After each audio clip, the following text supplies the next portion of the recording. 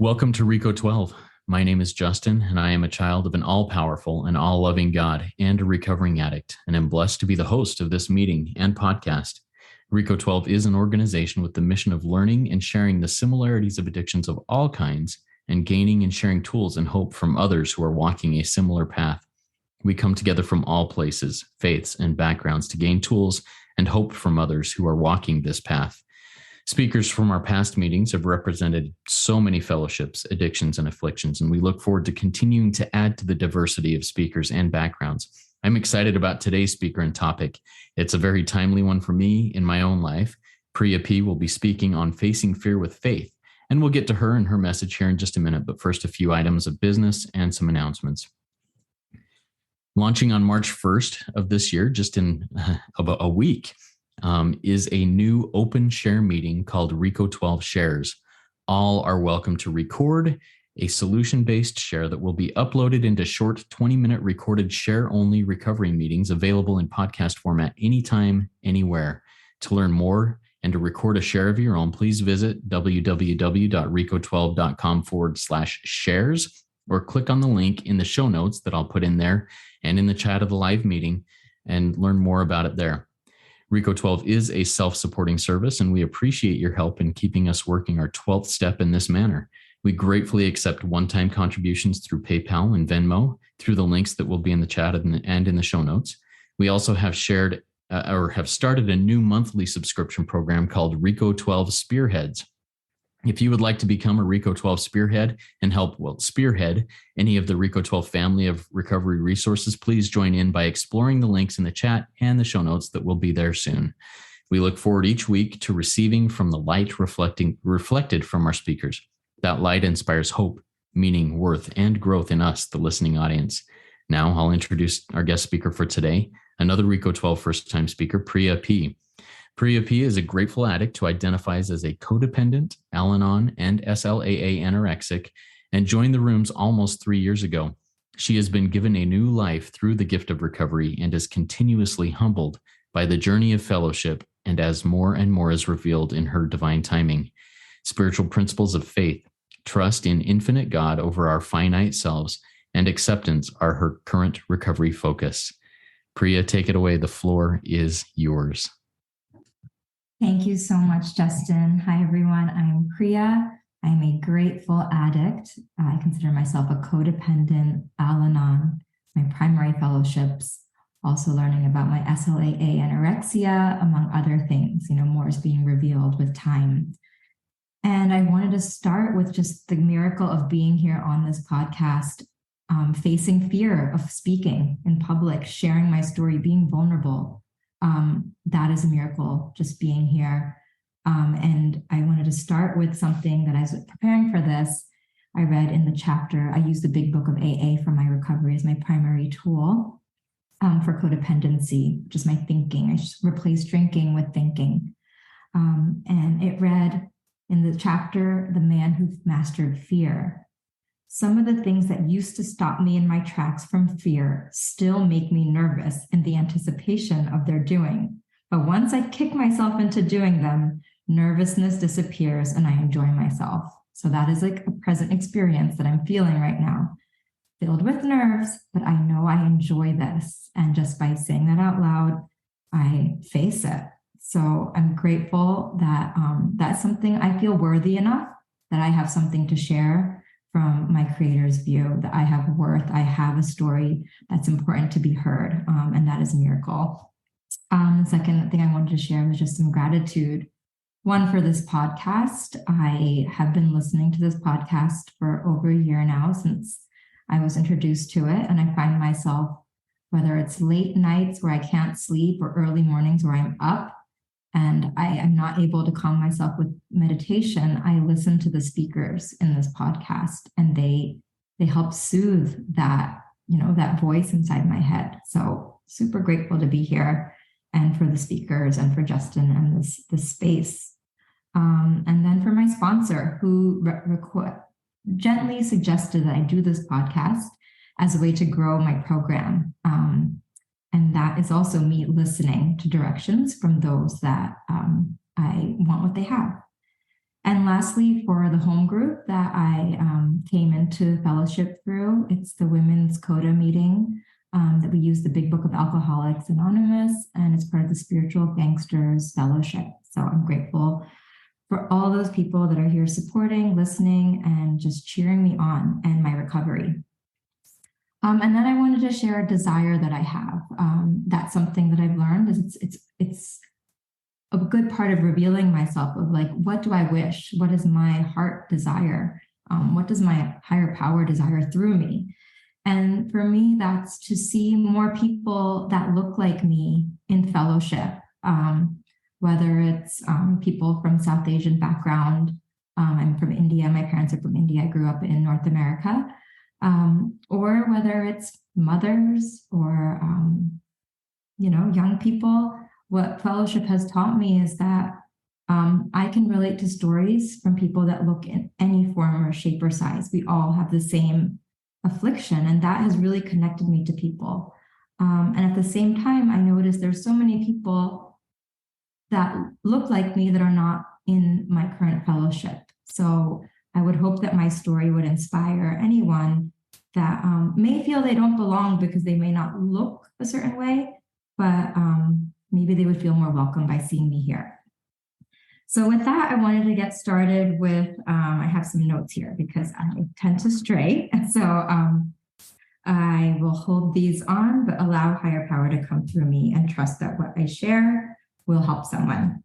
And that is, the topic of facing fear with faith. And when I thought about this topic months ago, I thought, and we had discussed this, this would be in months. I'm like, oh, by then I will really understand how to address my fear with faith because here's all the stuff I'm doing. And the beauty of this is for myself, fear is something that is a part of me. It follows me. It is in my makeup. So, and in the book, there's something that addiction and fear really come hand in hand. And what I mean by that is there's the big fears that I can say are fears, but there's fears that I have no control over. It's the fears that are in my nightmares. They're in my subconscious. I have these terrors, night terrors, dreams that feel real. There's anxiety, like I could be diagnosed as like an anxious person.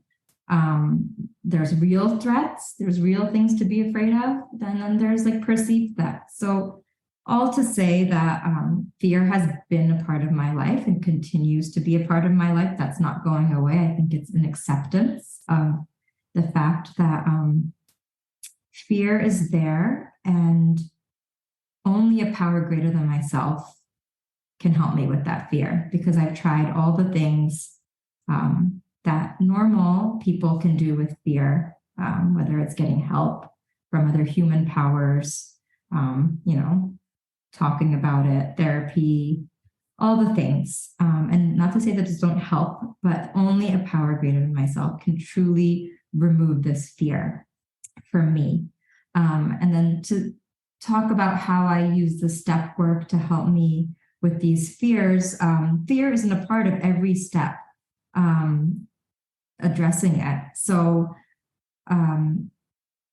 first, the very clear example of removing fear is step 4, doing a fear inventory. I think that's a clear place where I can put my fears on paper and make them smaller. So if I can write it down and name it, I've already done more than I used to pre-recovery, which was just like it sitting in my head and stewing and not even knowing or naming it. And so I think that is one tool that's really provided a lot of support for me. And then the second part of that, step 5, sharing it with another, making it visible, not just putting it on paper, but putting it out in the universe to someone else who can understand, relate, and help me seek the next step in solving that. And then step 6 of being entirely ready to have this removed from me. Fear has provided personality and safety for me, I realized through doing my step work with my sponsor. It became kind of my persona.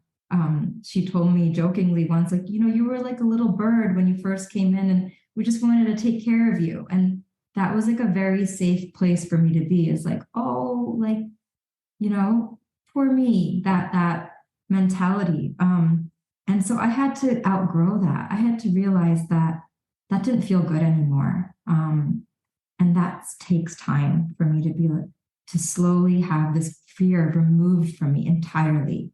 And so that's a continuous process. And then humbly asking God to remove it. I can't remove it myself.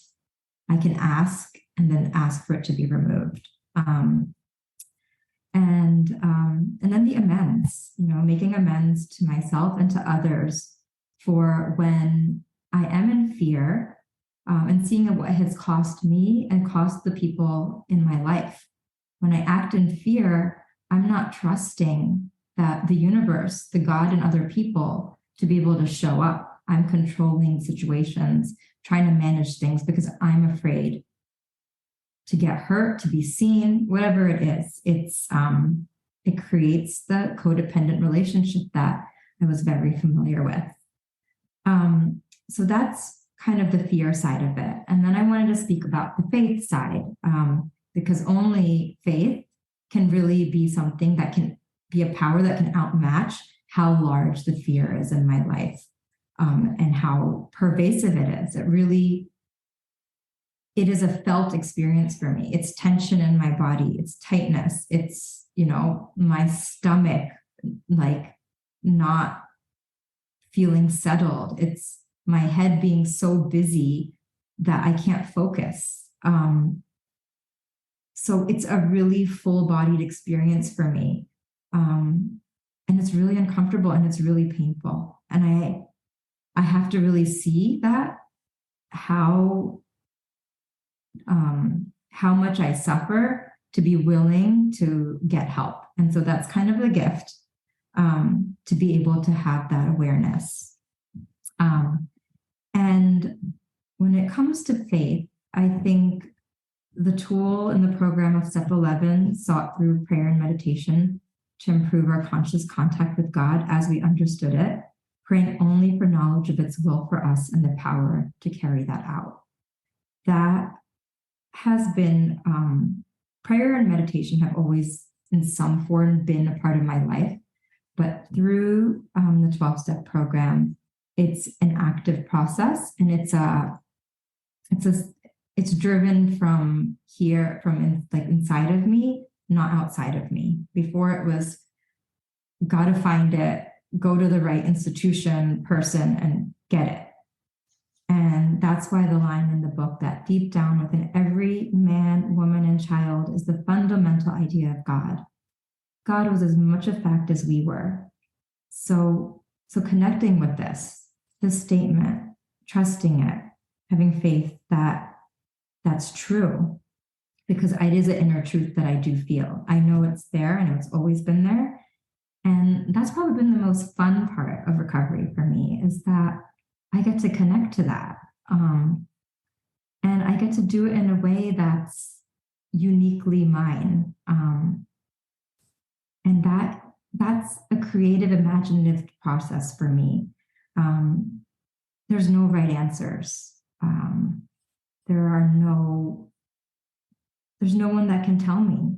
I can learn and listen from other people's and their experience, but it's an inner feeling again. So just to kind of share and open up in what I've experienced or how I've come to that, it's really thinking of what's a protecting figure for me, what's a nurturing figure, what's a wisdom figure, and feeling into that during prayer and meditation, and doing that as much as I can, allowing people into that idea. So for me, a protector is like a white tiger, like the energy of that tiger is around me, and I can literally feel into that energy, and that's faith and something greater than myself, but it's in my head. It's an imaginative idea. But then when I'm in situations of fear, I can close my eyes and I have a physical, tangible thing that I can connect to. So that's one example of how I use prayer and meditation in step 11 to develop a direct connection to my higher power in different ways. And the other thing I wanted to talk about is doing things anyway. So the idea of acting as if. So acting as if I was courageous and had faith, because there's a lot of times I don't feel recovered. I don't feel faithful. I don't feel like, all the spiritual principles that I want to be. And that's okay. I'm learning that that's okay for me. I'm a human, and I turn those over through my practice of step 10. I don't feel this. And the more I do, that's the miracle bit. The more I'm just honest and I say, don't feel this. I'm not like this. But then I go back to, what am I doing well? What did I do well? And there's a million things that I'm doing well. It's like part of my mindset and my disease is always looking at the negative, looking what I didn't do.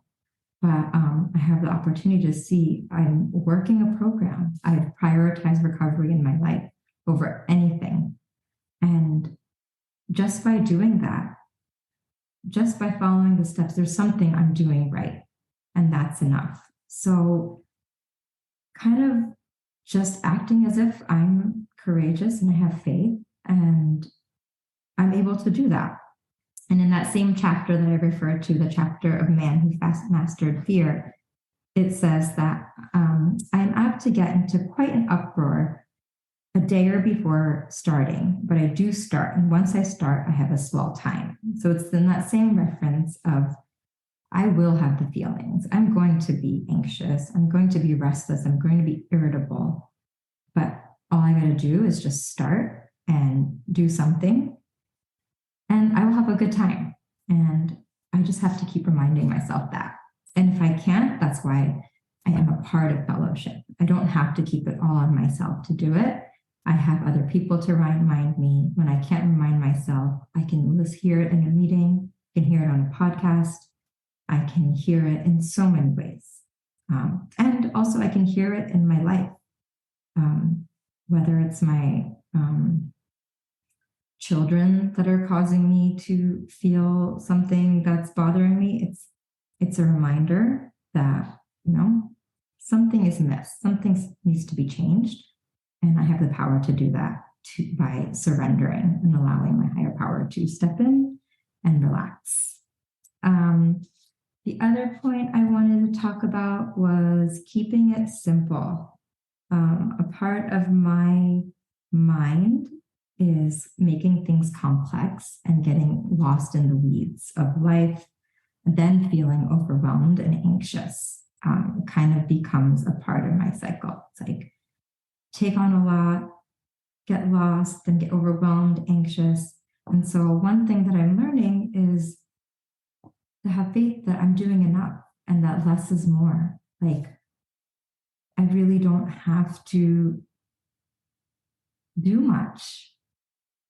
Like before, I think I was trying to do so much to feel okay. And it's like that, I just had it twisted in my mind. It's like, I just do what's in front of me. I do less and I do it better. And I don't have to have a busy life.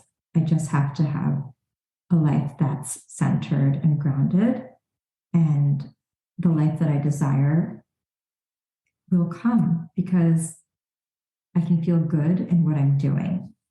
So I think that's been an important principle that I wanted to reflect on, because I feel it's been an important part of me being able to tap into my faith, because it's given me the space and the time to do that. Having that blank space in my day and my life, pre-recovery, it felt like impossible. And my mind can rationalize many reasons why I can't do that. But I realize it's a choice, what I take on and what I don't. So that has been an important part of my recovery as well. And then lastly, as I was preparing for this, I read the chapter on fear with my sponsee. And as we were talking about it and reflecting on our fears, I think she said something about how fear is a gift. And I really, in that moment, realized it is a gift. I have a fearful personality. That's just, it feels like this is what I was born like, just always anxious. And I always thought it was something that I needed to overcome. Like, this is a bad thing. Like, I can't be this way. It's, this is my problem. And now I see it's like, it's the gift that helps me be God reliant instead of self reliant, because I know that the only thing that can overcome it is a connection to a higher power. So if I'm feeling that fear, if I'm feeling that tension, I know that's like an indicator. Okay, go to my higher power. And how can I do that?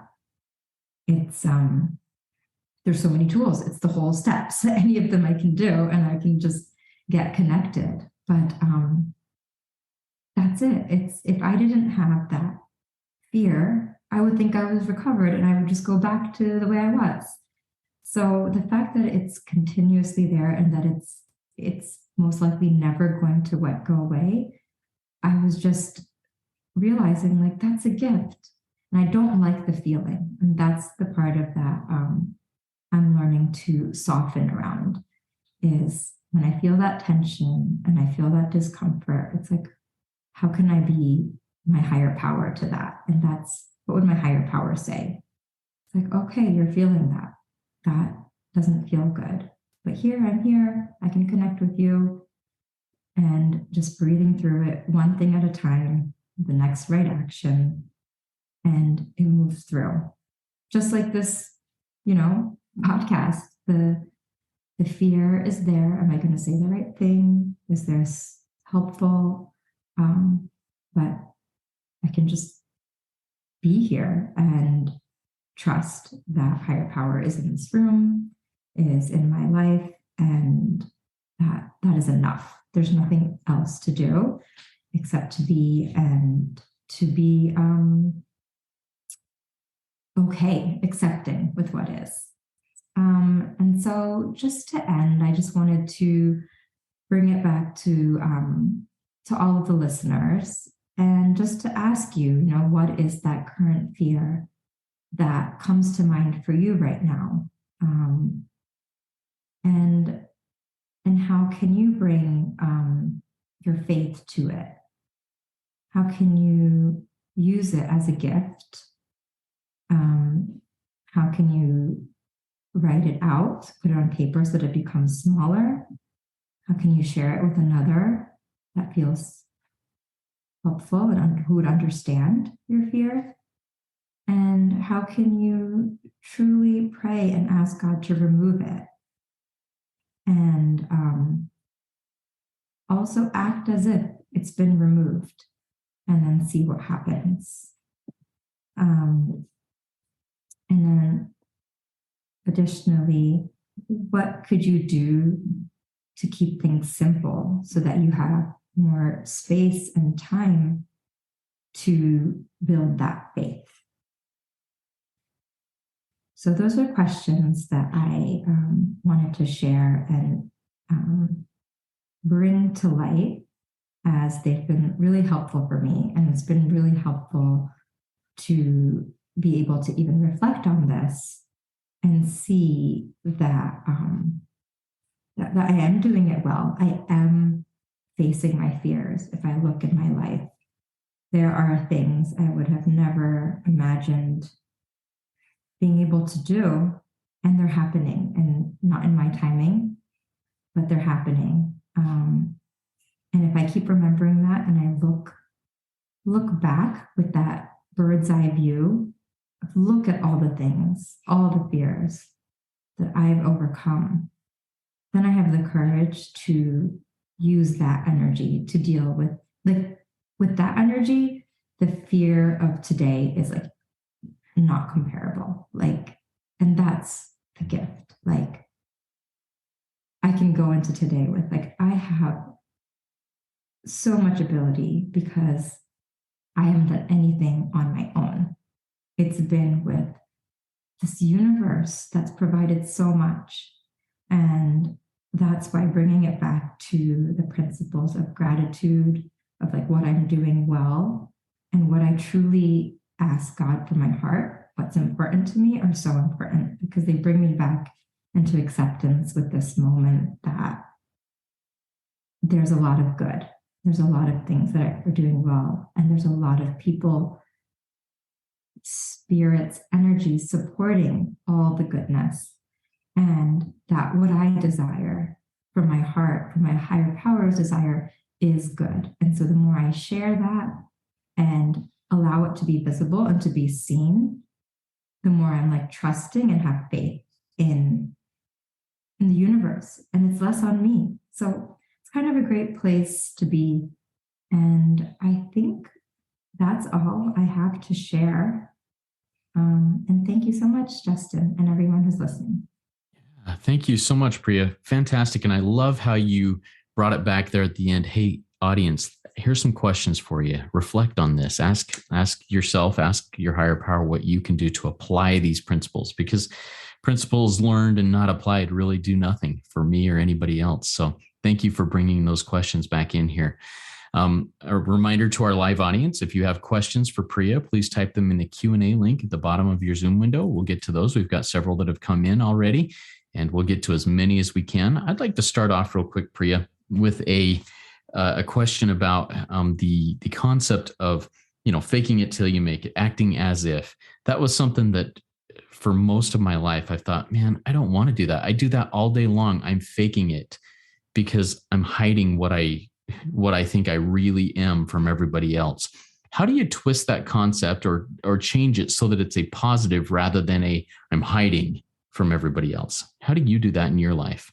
Thank you, Justin. I really relate to that, where there was a lot of times in my past where acting as if meant just like, push through it, act as if like, stage fright. I'm not scared. I got this. It's like almost a denial of what truly is. But I think acting as if is more from a place of acting as if I was protected by my higher power.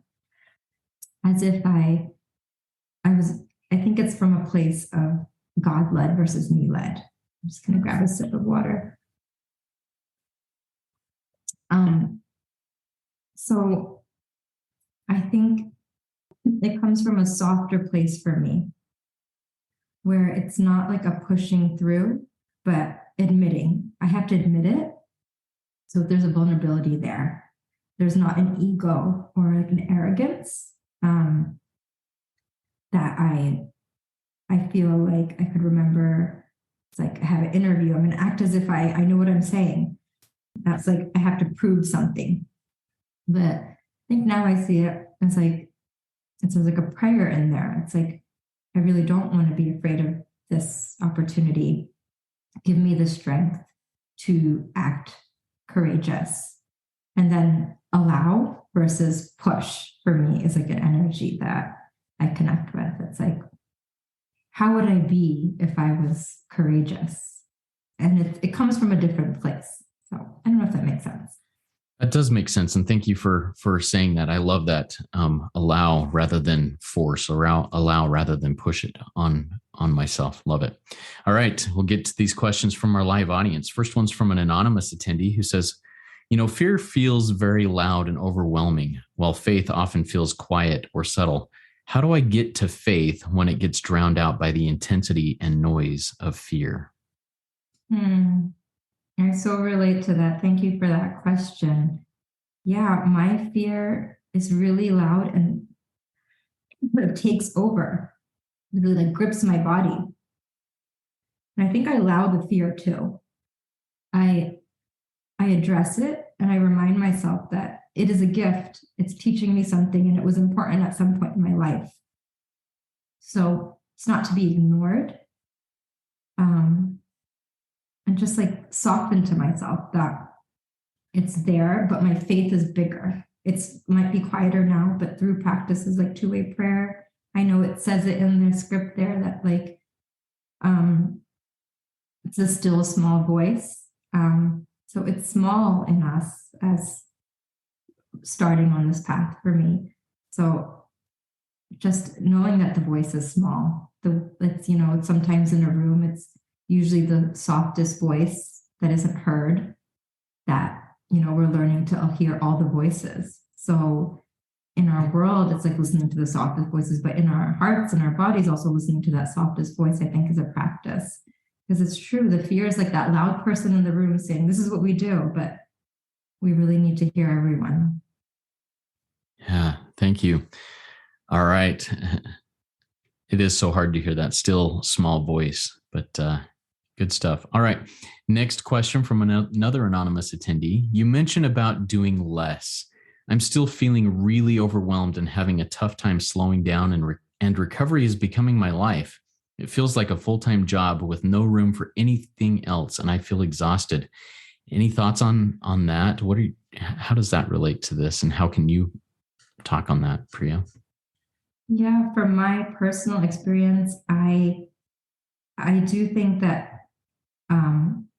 that balancing of recovery with life has been a struggle for me. It's like I could join a million programs and do recovery all the time, but I have responsibilities and other things I need to do. And I think I've learned that that's also a part of my life, and that's my program. It's like I am a mother of small children, and I'm like, this is my temple. Like, this is my, my connection to conscious. This is my higher power in a way, is like how I show up in this thing, which I can't not do and go to a meeting. And I don't have to juggle it all. I have to just surrender that I can't, there's no way it has to look. So that I can do step 1 through 12 while I am doing my responsibilities and my jobs. I don't have to do it by attending 12 meetings. There's no number, there's no time allocation with recovery. It's more working the steps, and those can be done in any part of your life, I feel. Yeah, I like that. In my time of life right now, I have more time to devote to recovery, to my stuff. But, 10 years ago, well, I wasn't working recovery 10 years ago, but if I was, I did not have the time to do it with young kids, with things that were going on in my life. Time and place, time and season. Love it. Thank you. All right. Next question comes from Sam. Sam says, I love hearing about your fears that so align with my own, and hearing you simply accept and move forward past that fear. I will try to be more active with addressing my fears as you've suggested. Thank you for your vulnerability. I've learned a lot from your example. Now the question, could you please explain how you balance emotions and children that perfectly push buttons?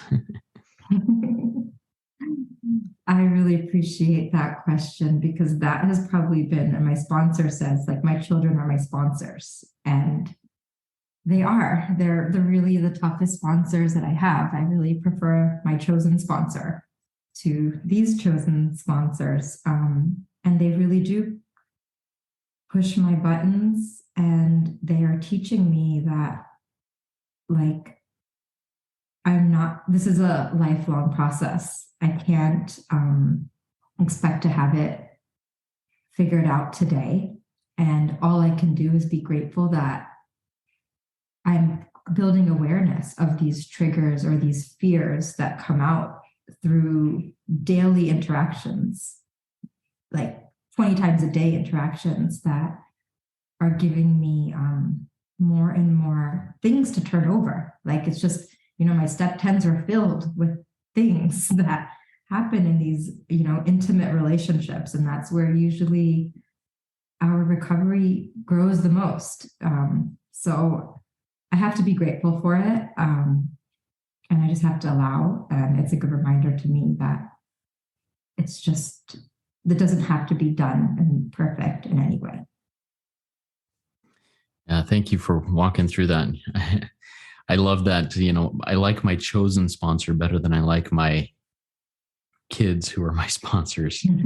I totally identify with that. I'm okay being called out by my sponsor, but being called out by my kids is sometimes a little bit hard to take.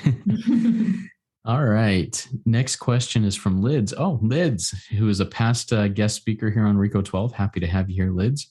Lids says, Priya, you are an angel. Thank you for your service and letting us witness your miracle.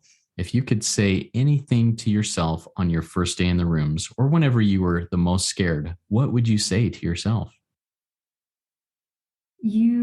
I love that question. Thank you, Liz. I'd say you are going to be surprised by the things that you'll be able to do and the experiences that you'll be able to have with recovery, along with recovery than before.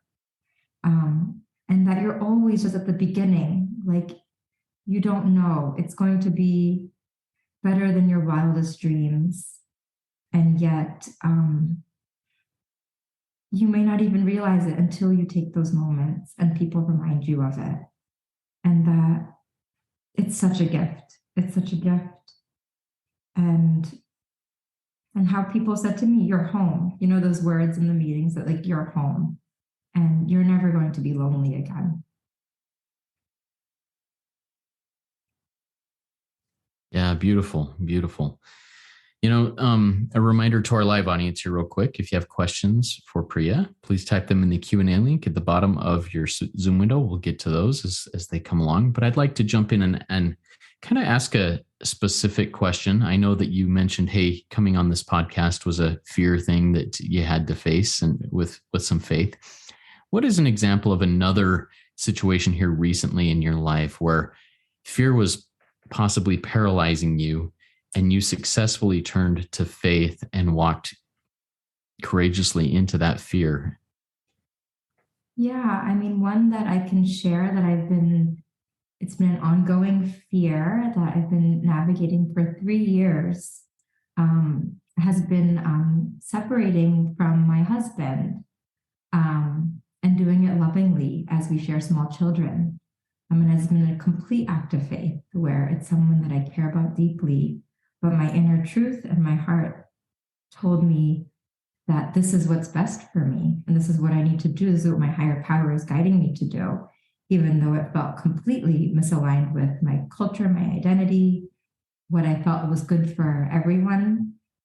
And it's been a complete act of faith and it's been a complete miracle because when I showed up, honestly, was able to first be honest with myself about that truth, then be honest with him, allow him to have his feelings, to have his emotions, and then learning to reconfigure our family in a way that works for all of us has been a 3-year journey of just faith.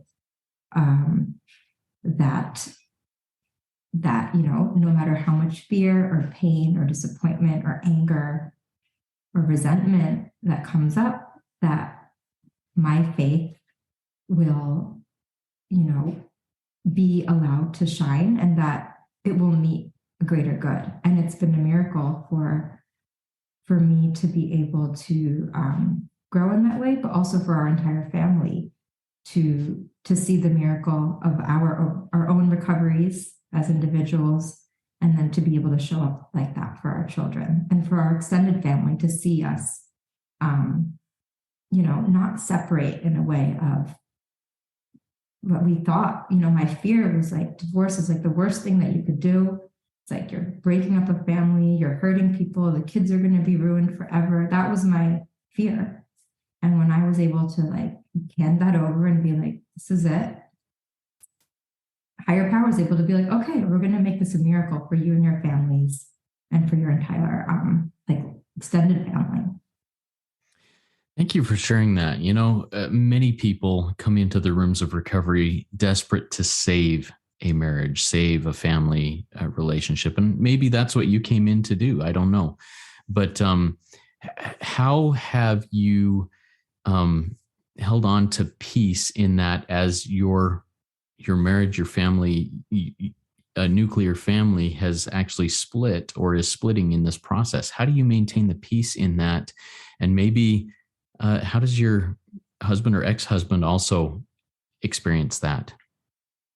yeah, that's been the miracle of it. It's the paradox, the thing that like my rational mind cannot understand. But the more that we're separate and autonomous, and I'm, losing my codependent ways, and I've practiced my program, there's greater love, there's greater honesty, there's more responsible actions where we're on our sides of the streets. It's clear, and we're more loving. So that's the thing that I don't need to understand, but I can just know that I'm practicing my principles in all my affairs, and I'm acting as if I was to be with someone in any relationship, how would I be? Now I'm able to be that way because I don't know, because I'm not asking for anything in return. For me, relationships as a codependent was like, I do this to get something in return. And now it's like, I'm not doing anything in return. I'm just doing it because it's the right thing to do. And then vice versa. I think it's just been a miracle in that way. Love it. Thank you for sharing that. I think that'll be helpful and comforting to many people that are listening here. All right, a couple more questions came in from our live audience. This one's from Carol. Carol just says, I just faced one of my fears as I listened to you. What do you recommend doing after you've jumped off the cliff, after you've taken that step of courage into the darkness that you don't know what's going to come of it? What do you recommend doing then? Thank you. Yes, I think, there's that place in between when you jump off and before you're on solid ground. That's like where the miracle happens, where you don't know. And for me, that unknown can be a really scary place.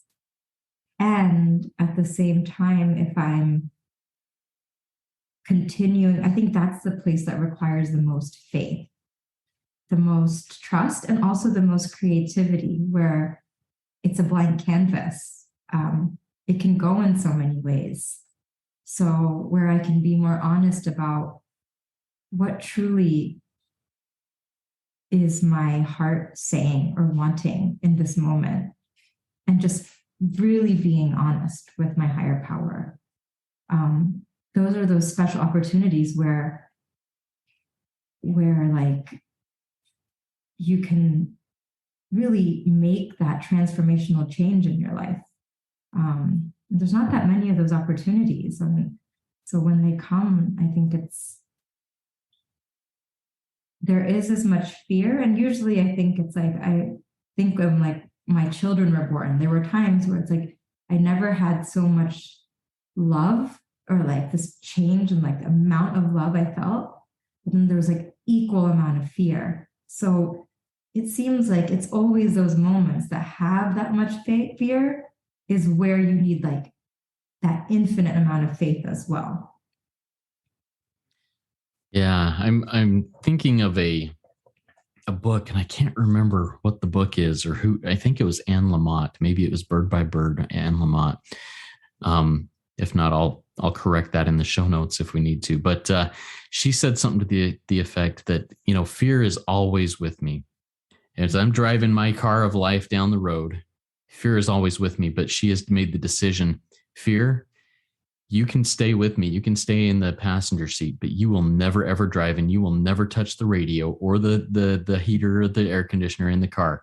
You are there in the passenger seat for the ride, but you have zero control. And when I heard that, it just brought so much clarity. The imagery was so powerful. Does that kind of resonate with you? Is there anything that you would like to riff off of that thought and build on? I love that. I love that image. It's like, yes, faith is in charge. Faith is in the driver's seat. That's the power. And that comes from my higher power. And the fear, yeah, it's, that's me alone. The fear is me alone, using my own devices, my own skills. The best of me is going to have fear. But the one that's connected to something larger than myself, the one that's driving, I love that, is with faith. And then fear is like in the back seat. I put fear in the back seat. They're not even like in the front seat anymore. Love Maybe it. And Yeah, I love it. And Aaron, thank you. Aaron from our live audience corrected me. And this is right. It was Elizabeth Gilbert said it in Big Magic. That's where it was from. And it was very powerful in my life. So excellent. Thank you. Okay, next question comes in from Sarah. Sarah says, "My recovery angel, Priya, I love you.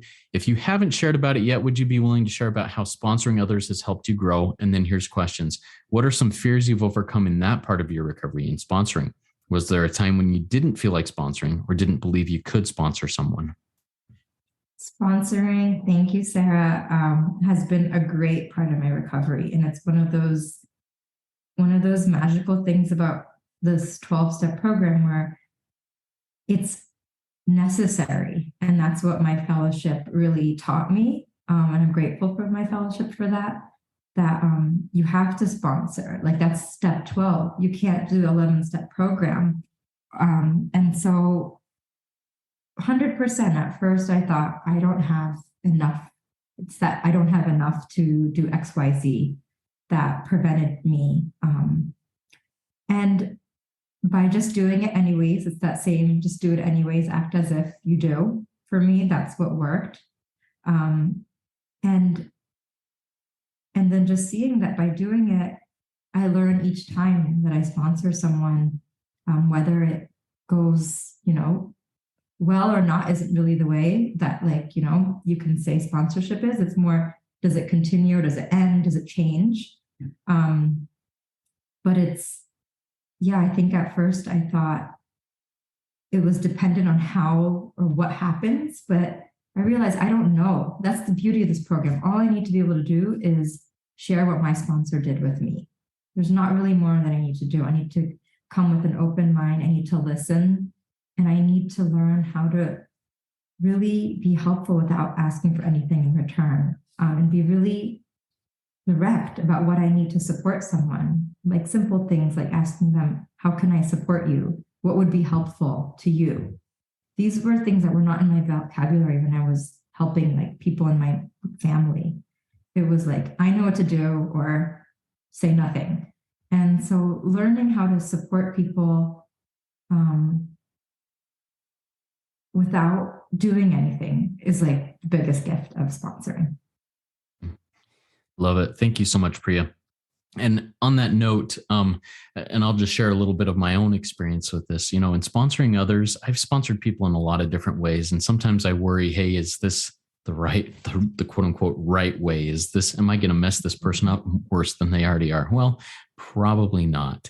But I have recently started working, sponsoring and working the steps in a way that's been really helpful to me. And actually it's, in the Spiritual Gangsters Fellowship, and in that, you guys do a monthly workshop, a 12 steps in 4 hours workshop that basically walks people through, hey, this is a way to sponsor that it's laid out in black and white and really simple and easy. And that's coming up this Sunday. And I'll put a link to how people can get involved in that and attend this Sunday. But is there anything that you'd like to talk about on that? We're doing a little bit of a plug here, but what's your experience with that system, that setup? Yeah, that's the way that I sponsor. It's through the workbook, that the 4-hour workshop workbook. It's how I was sponsored first. I have done the steps. I am doing them also in a different manner, but that was my intro into this 12 steps. So I'm super grateful for it. And it's provided me with the tools and the ability to continuously work the steps. And so my experience has been that it's been a gift. It's been God sent. It's been very easy to do, and it allows me to connect with people of all addictions and afflictions, because it helps me see that there's no difference between what program I'm in terms of the solution. It's a spiritual malady that requires a spiritual solution. And that simplicity has helped me relate to, as an Al-anon, it's more, the people in my life I find I can relate to, where before it was like, oh, I can't relate to you. Your problem, I don't understand. My problem is fixing. So now I really feel, because of this specific program, I have a lot more compassion and understanding. Yeah, I love that. And that's kind of the idea behind RICO 12 is, all addictions and afflictions come from a very similar place. The path we walk, no matter what our drug of choice, our behavior of choice, our whatever of choice happens to be that numbs that pain, is very similar. And the solution seems to be very similar. So love it. We are about ready to close down, but before we close out here, Priya, do you have any final words of wisdom that you'd like to share with us?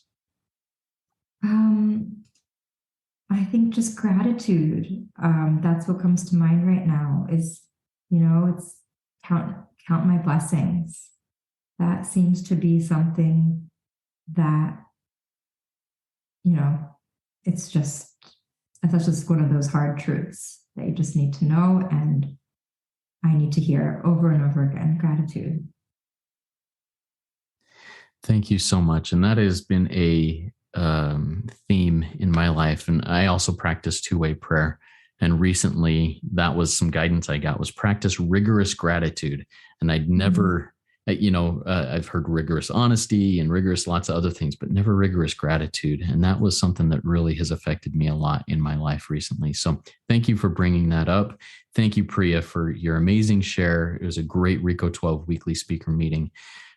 If we didn't get to any questions that you may have, if you have other questions as our live audience or as our podcast audience, or if you were just stunned and thought, man, I just had an amazing insight, please consider recording that insight through the RICO 12 shares link that I've got in the chat and I'll put in the show notes. And also join in our WhatsApp community, our Facebook community. That information is also in the chat and in the show notes. And come back next week for next week's speaker. Next week, we'll be hearing from another RICO 12 first-time speaker. His name is Buddy C. And Buddy will be speaking on the concept of powerless but not hopeless. And it should be a really good one. If you have not yet rated and reviewed RICO 12 in Apple Podcasts or wherever you listen, please go do so now. It's a great way to work your 12 step and a great way to help us get that message out to more people because it makes this podcast more visible to others. All right. Now let's launch off into the rest of our day with the resentment prayer from page 552 of the Big Book. Priya, would you like to do that? Do that reading in that prayer? Or? Sure. Let me just turn to that page. Okay. If you have a resentment you want to be free of, if you will pray for that person or that thing you resent, you will be free.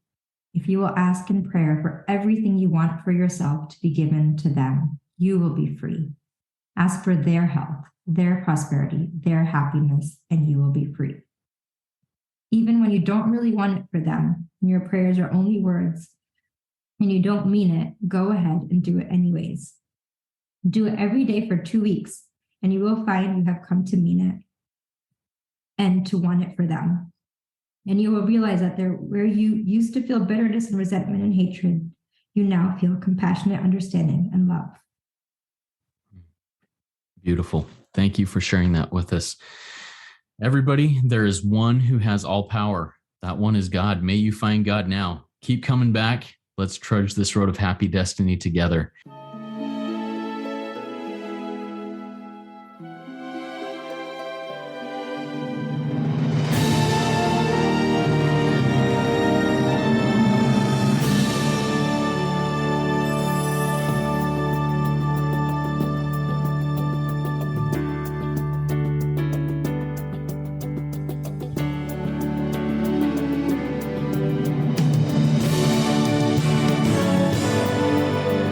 Standing still a moment, carving out this time, reflecting on the landscape of this life of mine.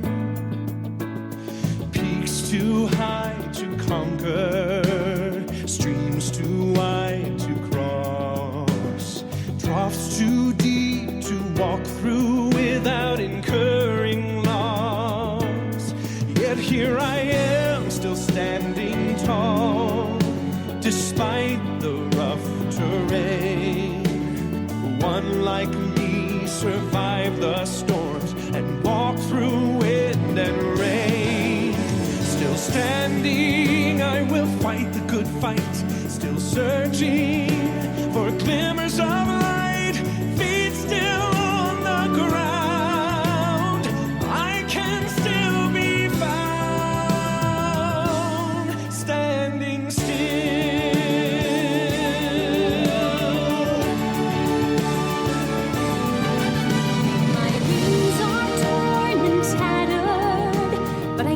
though I still can fly. I may not soar unfettered, I may not rise too high. Recorded in the book of life and bind it with the seal